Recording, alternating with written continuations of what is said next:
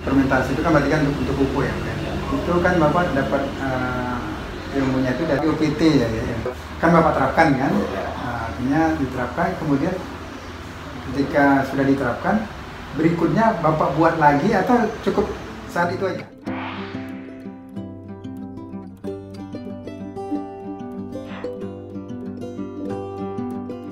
Pendapatan ini kan tahun 2023 ini kita kita hitung tadi kan, yang hampir 6 juta per bulan. Kalau tahun 2022 itu Pak, ada peningkatan ya? Banyaklah peningkatannya alhamdulillah. Peningkatan dari segi pendapatannya. Ya. Kira-kira berapa tuh? Mungkin antara 4 juta paling banyak 5 juta lah.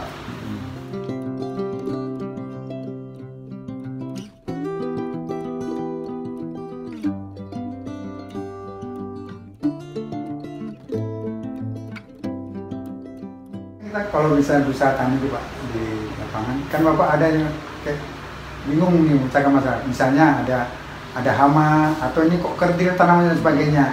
Itu biasanya Bapak memecahkan masalah itu gimana caranya? Yang sekarang lagi apa tuh Pak? Nggak pernah tuh saya alamin. Sekarang mati apa Pak? Jamur seperti itu. Ketika ketemu seperti itu Pak, itu apa yang Bapak lakukan? Kalau kemarin-kemarin insya aman-aman aja kan. Jadi kemarin waktu jamur itu itulah dapat masukan dari yang saya bilang fermentasi. Oh, dari PUPT ya? Ya. Ya. Ya. Artinya kan ada bantuan dari PUPT lah ya. Kalau untuk biasanya kalau saya pribadi sih Pak, mungkin saya tambah dengan kasih dolomit di musim penghujan, ditambah dolomit lagi supaya menaikkan pH tanah gitu. Ya. Dengan insting sendiri sih.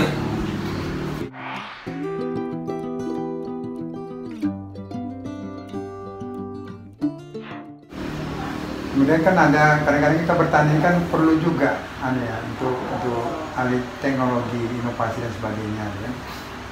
Kan pasti ada keinginannya, gunanya kan supaya meningkatkan produktivitas kan. Itu biasanya Bapak dapat ilmu seperti itu dengan yang kita punya aja Pak. Oh, ini contoh misalkan ini pakai kohe tapi mungkin hanya 1 ton.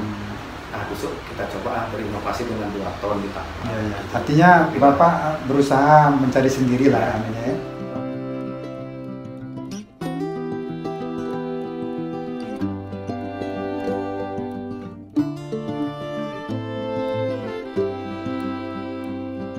Kalau Bapak kan sudah menerapkan, ya. Atau Bapak sendiri yang menyampaikan kan?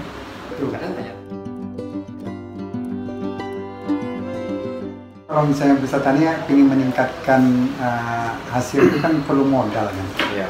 Selama Bapak berusaha tani pernah nggak dapat permodalan Pak? Entah dari pemerintah atau perbankan atau nggak pernah sih Pak. Tapi kalau dari pemerintah, dari dinas lah contoh kayak kemarin dapat jagung tuh 1 bungkus, dapat pupuk. Oh gitu ya. Dolomit 3 karung. Nah, Saprodi ya Pak ya? Iya. Saprodi pernah dari pemerintah ya Pak ya? Dari dinas ya.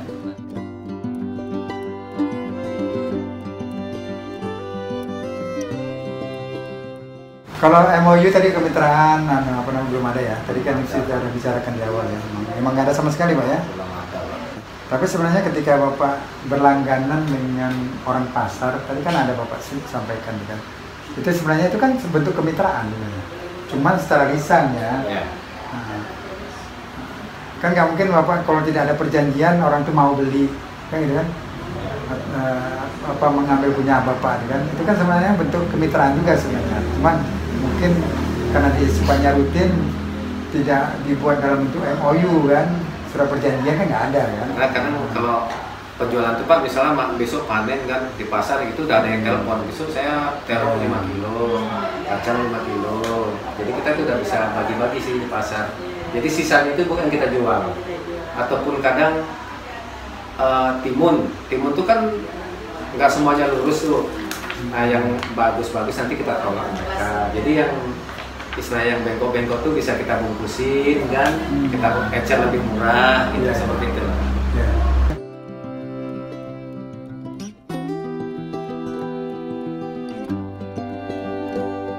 Menurut Enggak di kelompok tani Pak. Sekretaris ya Pak ya? Ya.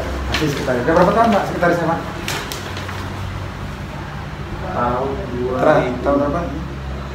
Tahun 2000-an aja Pak. Ada apanya? Apa perlu saya kasih apa ya? Nanti Bapak WA kan aja Pak ya? Ya. Kapan terakhir? Apa ada saya bawa berkas-berkasnya?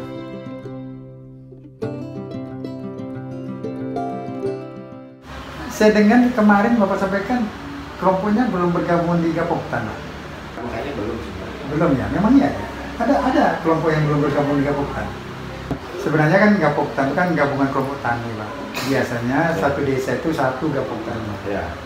Dan biasanya semua kelompok tani yang ada di desa itu bergabung di Gapoktan. Tapi kalau saran saya Pak, sebenarnya baiknya kelompok itu bergabung Pak di Gapoktan. Petani bergabung di kelompok tani bergabung di Gapoktan. Nanti Gapoktan nanti meningkat menjadi KEP, Lembaga Ekonomi namanya Pak. Itu.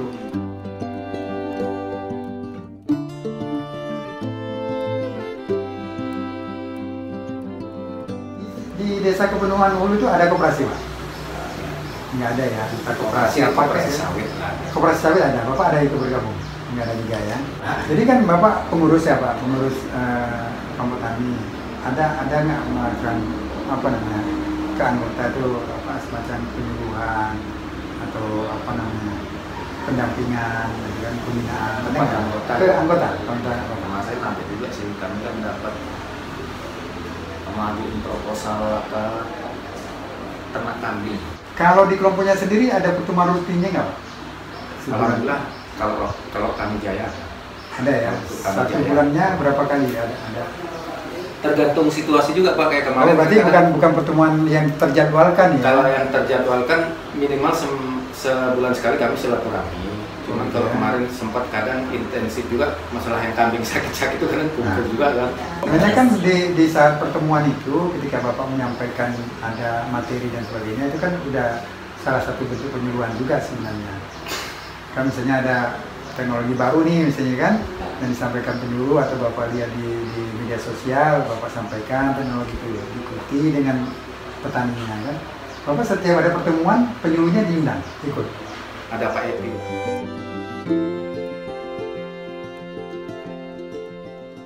Kalau prestasi yang pernah didapat, penghargaan. Penghargaan itu dalam bentuk apa tuh Pak? Apa Misalnya piagam? perlombaan, dia bisa piagam, dia bisa piala, bisa apa namanya hadiah dan sebagainya. Gitu. Biasanya ada perlombaan sih biasanya kan, ada perlombaan. Pernah Bu Rita ada di tingkat kabupaten, ya, untuk petani atau kelompoknya bisa juga, belum ada ya, gitu ya. Kalau untuk apa Alsintan Nanti ini ada untuk disewakan juga, enggak? Kalau ada petani yang istilahnya khusus untuk kelompok lah Pak, Ya. itu perhitungannya misalnya kalau untuk orang luar kan mungkin bisa per meter 1.000 atau misalnya bikin bedeng kan Pak, kalau sama anggota 1.000 rupiah, lebih ringan lah. Anggota tani yang akan mau nanam nih buat pengolahan lahan tuh. Jadi kalau misalnya kita panggil traktor dari luar tuh misalnya kan bisa diminta sampai 2,5 juta, 3 juta per hektar gitu kan. Jadi karena ada alat itu, sekarang alat itu masih baru juga sih Pak. Jadi karena saya operatornya, kadang saya yang bawa tuh berapa tuh, kita bikin aja lah 1 meter 1.000 aja gitu kan, untuk upah saya bekerja tuh kan.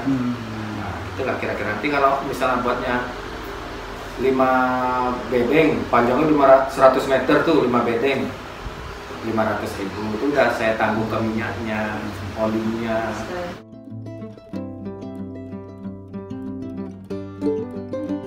Budidaya, pemasaran kan udah bagus, hasilnya juga ada peningkatan, udah bagus.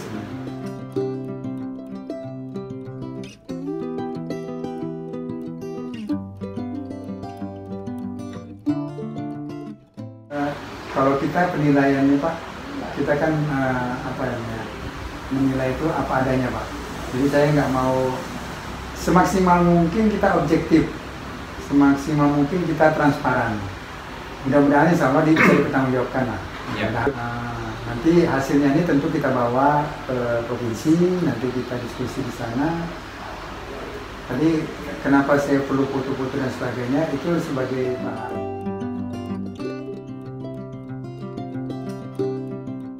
Terang Pak, salah satu tujuan kita melakukan penilaian itu sebenarnya bagi kami orang pemerintah itu sebagai tolok ukur keberhasilan.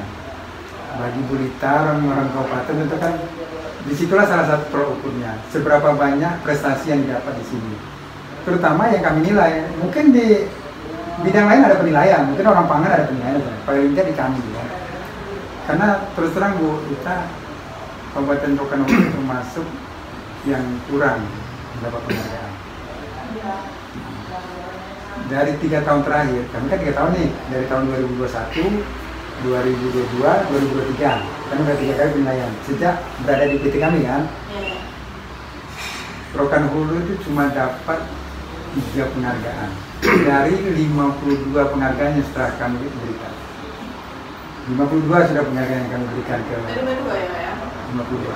Itu kan Oh, ada 6 kategori, terus masing-masing kategori 3 juara kan ada 18. 18 kali 3 tahun kan 54. Tapi ada dua kategori kemarin itu yang tidak ada pemenangnya. Jadi jadinya cuma 52. Dari 52 itu Rokan Hulu cuma dapat 3. Kan ya jauh lah dari yang kita harapkan. Dari yang 3 itu sekali juara 1 itu Pak Hamdan itu. Kemarin saya nilai Bu.